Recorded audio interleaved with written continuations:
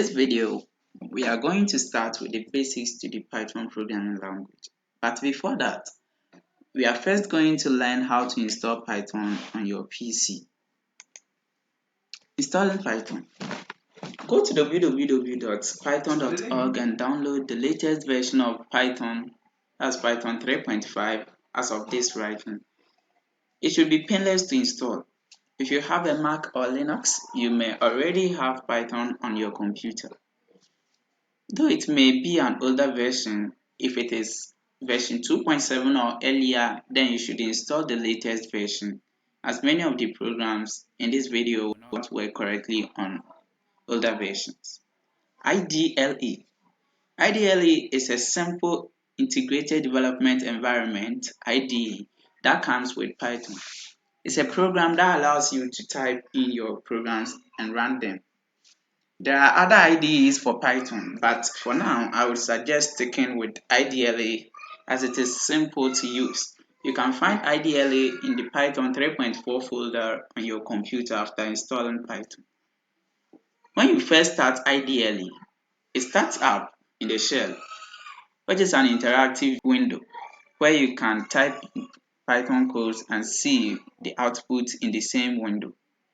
I often use the shell in place of my calculator or to try out small pieces of code, but most of the time you will want to open a new window and then type the program in there. Your first program. Start IDLE and open up a new window. Choose New Window under the File menu. Type in the following program.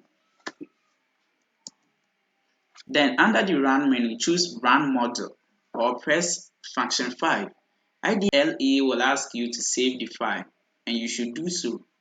Be sure to append the .py to the file name, as IDLE will not automatically append it. This will tell IDLE to use colors to make your program easier to read. Once you save the program, it will run in the shell window. The program will ask you for a temperature. Type in 20 and press enter. The program output looks like this. So after entering 20, it will display in Fahrenheit, that is 68.0. The input function's job is to ask the user to type something in and to capture what the user types. The eval function is something we use here, but won't be clear exactly why until later. The second line uses the print function to print out the conversion. In fact, the eval function converts whatever the user typed to an integer or a number, and then the print statement also displays it. Second program. Here is a program that computes the average of two numbers that the user enters. Number one is the input, the first number has been entered, and then number two is the second number that has been entered. And the print statement, the average of the numbers you entered is we add number one and number two and then divide by 2. For this program, we need to get two numbers from the user. There are ways to do that in one line, but for now, since we are beginners, let's keep things simple.